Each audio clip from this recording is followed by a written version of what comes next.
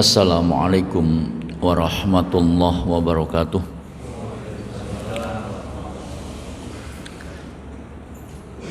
Bismillahirrahmanirrahim. Alhamdulillahi rabbil alamin. Wassalatu wassalamu ala asyrafil anbiya wal mursalin wa ala alihi wa ashabihi ajma'in. Amma ba'du. Para jamaah rahimakumullah. Alhamdulillah, karena rahmat Allah semata pagi ini kita sekalian sudah memasuki hari yang ke-23 di dalam kita menunaikan ibadah tahunan kita, yaitu ibadah puasa di bulan Ramadan. Semoga ibadah yang sudah kita jalani bersama diterima di sisi Allah Subhanahu wa ta'ala. Dan semoga Allah senantiasa memberikan maghfirahnya kepada kita. Dosa-dosa kita diampuni, kesalahan-kesalahan kita dihapuskan, dan semoga kita sekalian tetap istiqomah di jalan Allah sampai akhir hayat kita, sehingga harapan terakhir kita bisa husnul khotimah. Amin. Para jamaah sekalian rahmatullah, pagi ini saya ingin sampaikan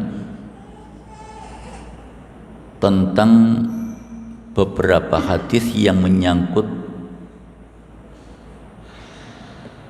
10 hari terakhir di bulan Ramadan. Kalaulah misalnya sudah disampaikan oleh bapak-bapak yang lain, mudah-mudahan ini menjadi takkidnya. Para jamaah sekalian rahmatullah, bagaimana Rasulullah sallallahu alaihi wasallam ketika memasuki 10 hari yang terakhir di bulan Ramadan. Dalam hadis muttafaqun alaih an Aisyah radhiyallahu anha, dari Aisyah itu istrinya Nabi sallallahu alaihi wasallam, semoga Allah meridainya. Ia mengatakan anna Rasulullah anna Nabiyya sallallahu alaihi wasallam kana idza dakhala al-ashrul awakhir, adalah Rasulullah sallallahu alaihi wasallam apabila memasuki 10 hari yang terakhir di bulan Ramadan, ahyal laila, beliau menghidupkan malamnya.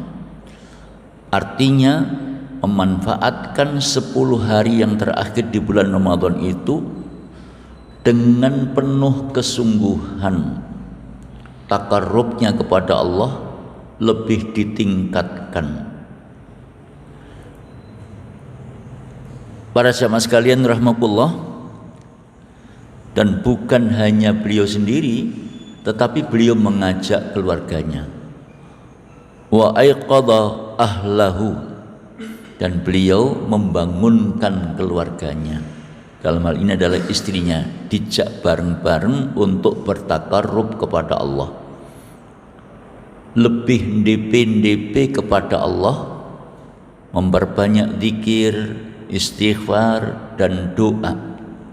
Lebih khusus di bulan Ramadan ini, para jamaah sekalian rahmatullah, Nabi menyampaikan ada 3 kelompok manusia yang doanya tidak akan ditolak oleh Allah. Yang pertama adalah as-shaimu hatta yuftira, orang yang lagi puasa sampai dia berbuka. Itu kalau berdoa kepada Allah dengan penuh kesungguhan, tentu dengan mengikuti syarat-syarat yang ditentukan oleh Allah dan Rasul, maka doanya itu tidak akan ditolak oleh Allah. Artinya gampang dikabulkan oleh Allah. Lalu yang kedua, Wal mudlim hatta yantasiro, orang yang dianiaya, orang yang dizolimi. Apakah itu dizolimi fisiknya atau dizolimi batinnya? Jadi kalau orang itu dizolimi, orang itu dianiaya, apakah dizolimi fisiknya atau dizolimi batinnya? Itu kalau munajat kepada Allah, ini lebih gampang dikabulkan oleh Allah. Sebab orang dalam kondisi dizolimi, dalam kondisi dianiaya, itu biasanya kalau berdoa lebih sungguh-sungguh. Nah kemudian yang ketiga, wal musafiru hatta yantasiro, hatta yarji'a, orang yang dalam bepergian, orang-orang musafir, sampai nanti mereka itu kembali ke kampung halamannya. Pada hadis yang lain ada salah satu di antaranya adalah da'watul walid liwaladihi, doanya orang tua kepada anaknya. Ini gampang diijabahi oleh Allah, gampang dikabulkan oleh Allah. Karenanya maka sebagai orang tua kita harus menjaga betul lisan kita terkait dengan anak-anak kita. Sebab ucapan orang tua kepada anak itu dalam bahasa Jawanya itu mandi.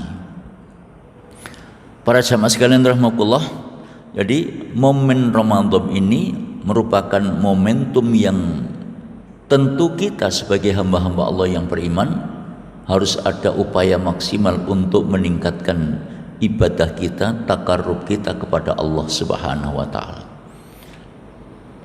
Supaya ada nilai beda antara yang hari ini dengan yang kemarin-kemarin. Para jamaah sekalian rahmatullah, juga di dalam hadis riwayat Imam Ahmad dan Imam Muslim, kana yajtahidu fil ashril awakhir ma la yajtahidu fi ghairiha. Suasana ibadahnya Nabi di 10 hari yang terakhir di bulan Ramadan itu lebih sungguh-sungguh dibandingkan dengan di hari-hari yang lain. Ya. Jadi Nabi lebih bersungguh-sungguh di 10 hari yang terakhir dibanding di hari-hari yang lain. Para jemaah sekalian, di dalam hadis rawahul jamaah, artinya diriwayatkan oleh seluruh imam ahlul hadis kecuali Imam Ibnu Majah, an Abi Hurairah radhiyallahu anin Nabi sallallahu alaihi wasallam qala, dari Abu Hurairah dari Nabi sallallahu alaihi wasallam qala, beliau bersabda, man qama lailatal qadri imanan wahtisaban, siapapun orangnya yang menegakkan malam qadar, ya, menegakkan ibadah di malam Lailatul Qadar. Lailatul Qadar itu malam yang menentukan, ya, malam yang menentukan terhadap apa yang diinginkan oleh setiap hamba yang munajat kepada Allah Rabbul Alamin. Kalau itu kemudian dilakukan imanan wahtisaban, atas dasar iman kepada Allah, ya, kemudian ikhtisaban dan betul-betul ikhlas berharap ridhonya Allah, maka Rasulullah katakan ghufira lahu ma taqaddama min dzambi, dosa-dosanya yang lalu akan diampuni oleh Allah. Orang yang mendapatkan maghfirah Allah itu sungguh orang yang betul-betul merasa bahagia. Apalagi kemudian dia pernah melakukan perbuatan-perbuatan salah, perbuatan-perbuatan dosa, maka orang yang demikian itu sungguh sangat berharap supaya kesalahan-kesalahannya, dosa-dosanya dihapuskan dan diampuni oleh Allah Subhanahu wa taala. Nah, para jamaah sekalian rahmatullah, malam Qadar atau yang lazim disebut dengan Lailatul Qadar itu Allah ungkapkan di dalam firman-Nya di surat Al-Qadar, yang kita semua sudah hafal. A'udzubillahi minasyaitonirrajim. Bismillahirrahmanirrahim. Inna anzalnahu fi lailatul qadar. Sesungguhnya kami, dalam hal ini adalah kami Allah, menurunkan Al-Quran itu fi lailatul qadar, pada malam qadar. Jadi pada malam qadar Allah turunkan Al-Quran. Ini merupakan malam yang penuh berkah. Salah satu bukti keberkahannya itu Allah turunkan Al-Quran di malam qadar. Jadi Allah turunkan Al-Quran itu melalui tahapan. Tahapan pertama dari Allah ke Lauh Mahfud. Ya, Lauh Mahfud itu papan yang terpelihara, begitu menurut harfiahnya. Artinya tempat yang terjaga, ya, tempat yang terjaga, dan hanya orang-orang tertentu yang diizinkan oleh Allah untuk bisa memasuki wilayah itu. Lalu dari Lauh Mahfud itu kemudian turun kepada Nabi, berproses kurang lebih selama 23 tahun. Jadi kadang-kadang proses turunnya itu manakala ada pertanyaan-pertanyaan tertentu yang datang kepada Nabi. Misal, ada orang yang bertanya kepada Nabi, ya Rasulullah, Allah itu jauh apa dekat? Kalau Allah itu jauh, kami akan berdoa kepada Allah dengan suara yang lantang, dengan suara yang keras. Tapi kalau Allah itu dekat, kami akan berdoa kepada Allah cukup dengan suara lirih-lirih saja. Kebetulan yang tanya ini orang Arab Badui, orang Arab gunung. Ya. Kemudian tidak lama Allah turunkan ayat, wa idza sa'alaka ibadi anni fa inni qarib. Muhammad, kalau ada hambaku yang bertanya kepada kamu tentang aku, maka jawablah fa inni qarib, sesungguhnya aku adalah dekat. Nah, turunnya ayat ini menjadi jawaban terhadap pertanyaan orang yang tanya kepada Nabi tadi itu. Karena pertanyaannya, apakah Allah itu jauh atau dekat? Kalau Allah itu jauh, saya akan munajat, berdoa kepada Allah dengan suara yang lantang, yang keras, supaya doa saya bisa didengar oleh Allah.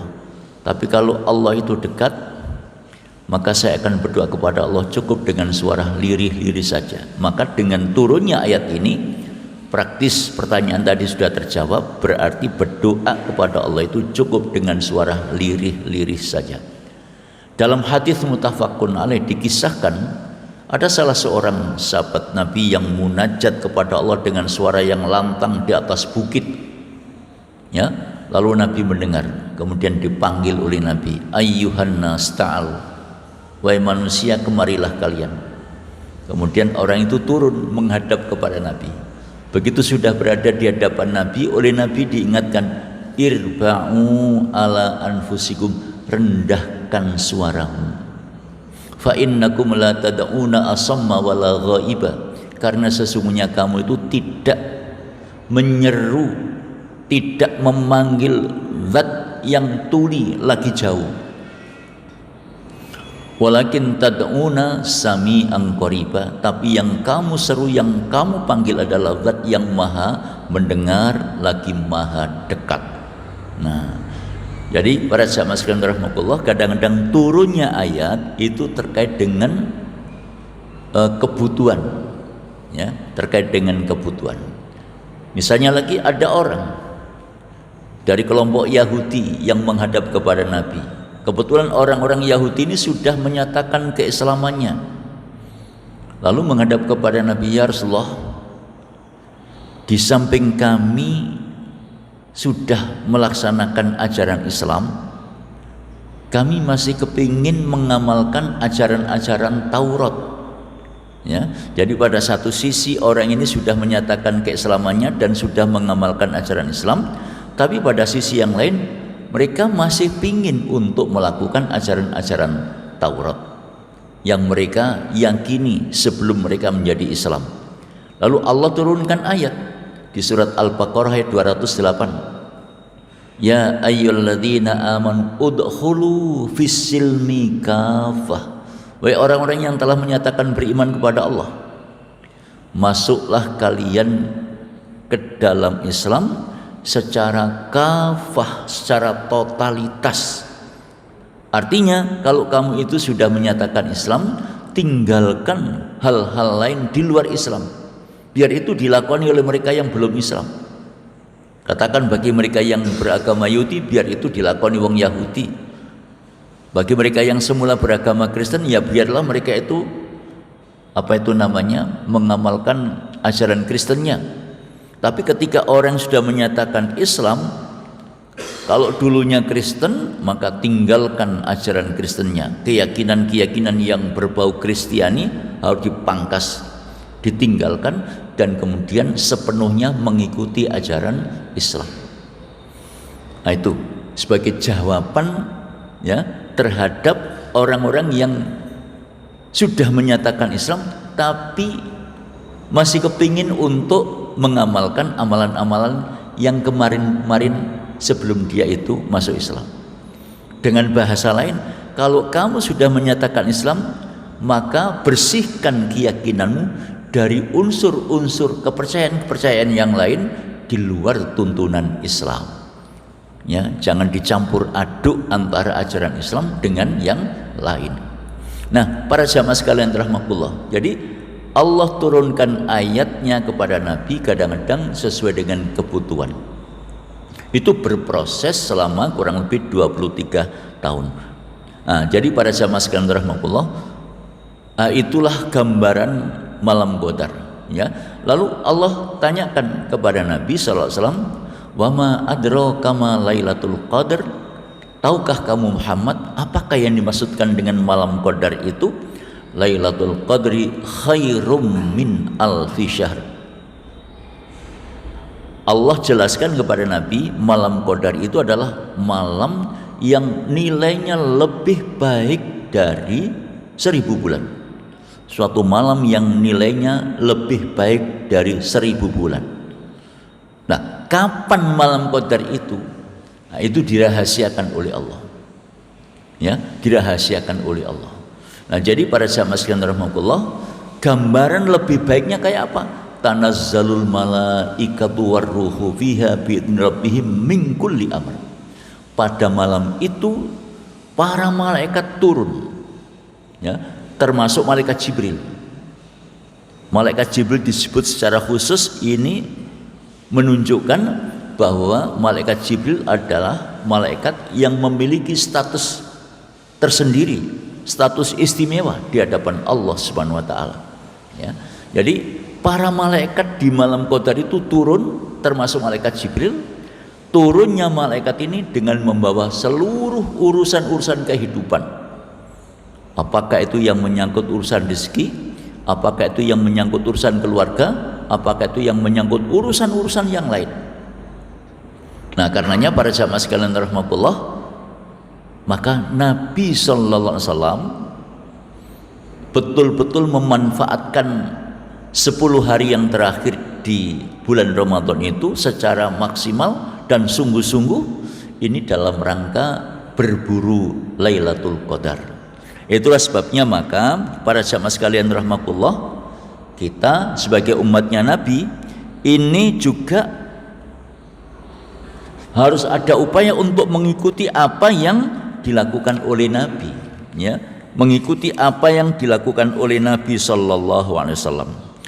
Para jamaah sekalian rahmatullah, di dalam hadis yang lain Rasulullah sallallahu alaihi wasallam menyebutkan terkait dengan malam 10 hari yang terakhir di bulan Ramadan itu, kira-kira yang lebih spesial itu yang mana? Ya.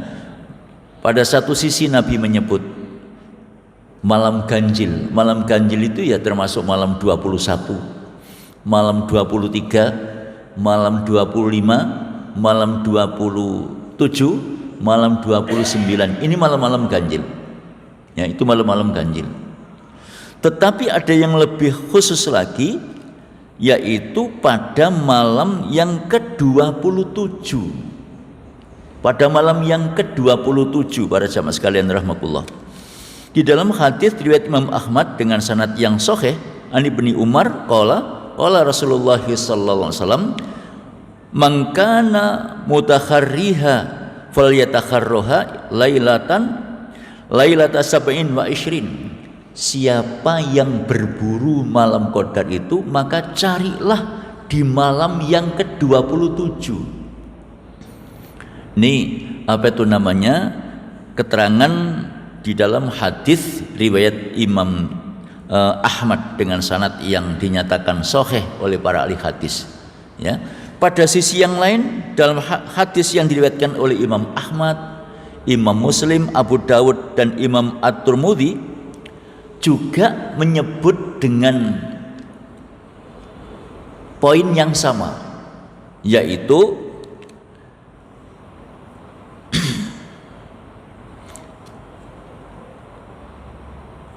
hadisnya agak panjang sedikit ini. Beliau, para sahabat Nabi itu menyatakan bahwa Nabi sallallahu alaihi wasallam amarona Rasulullah sallallahu alaihi wasallam bi qiyamiha. Rasulullah sallallahu alaihi wasallam memerintahkan kepada kami pada malam yang ke-27 itu untuk lebih meningkatkan kualitas ibadah, kualitas takarrub kepada Allah. Nah, siapa tahu para sahabat sekalian rahmatullah, dengan begitu kemudian nanti upaya untuk mendapatkan malam Qadar itu betul-betul bisa didapat. Nah, karenanya para sahabat sekalian rahmatullah, Pak Zimam ini yang pernah umroh di bulan Ramadan, suasana Ramadan di Mekah itu memang luar biasa, lebih khusus di malam yang ke-27. Jadi malam 21, malam 23, malam 25 itu adalah malam-malam yang orang-orang lebih meningkatkan kualitas ibadahnya. Tetapi yang lebih spesial lagi di malam yang ke-27, konon di Mekah dan di Madinah itu ramainya bukan main. Artinya semangat orang untuk bertakarrub kepada Allah dalam beriktikaf, berzikir, berdoa, ya, munajat kepada Allah itu lebih sungguh-sungguh. Nah, karenanya kita yang jauh dari Mekah, karena tidak mungkin kita menuju ke sana sebab dipisahkan dengan wilayah yang sangat jauh, dengan adanya sarana seperti ini kita jadikan ini sebagai momen untuk bertakarrub kepada Allah supaya lebih maksimal ibadah kita dibanding dengan ibadah di hari-hari yang lain. Para jamaah sekalian rahmatullah, kalau kemudian niat kita itu tulus dan kesungguhan kita di dalam bertakarrub kepada Allah itu kita tingkatkan semata-mata berharap keridhaan Allah Subhanahu wa taala, maka fa insyaallah upaya untuk mendekatkan diri kepada Allah dengan penuh kesungguhan itu akan menjadi nilai tambah bagi kita, lebih khusus yang sudah memasuki pintu gerbang, ya, tempat peristirahatan yang terakhir. Nah, ini tentu harus lebih maksimal lagi, ya. Jadi kalau misalnya di antara kita ini sudah memasuki usia yang ke-60 tahun, saya membahasakan itu adalah usia yang memasuki pintu gerbang. Mengapa? Sebab Nabi itu menyampaikan a'mara ummati ma baina sittin ila sab'in. Umurnya umatku itu antara 60 sampai 70. Ya, jadi umurnya umatnya Nabi kita ini itu antara 60 sampai 70. Ketika orang itu sudah memasuki umur 60 tahun, maka saya membahasakan berarti sudah memasuki pintu gerbang menuju tempat peristirahatan yang terakhir. Yang diberi lebih dari 70 itu jumlahnya tidak banyak, hanya sedikit saja.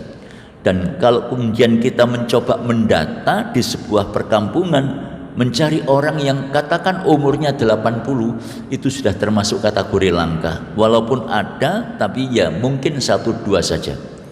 Nah, karenanya para sahabat sekalian rahmatullah, kesempatan yang Allah sisahkan kepada kita ini, marilah kita jadikan sebagai sarana untuk lebih meningkatkan ibadah kita kepada Allah. Sebab Rasulullah mengatakan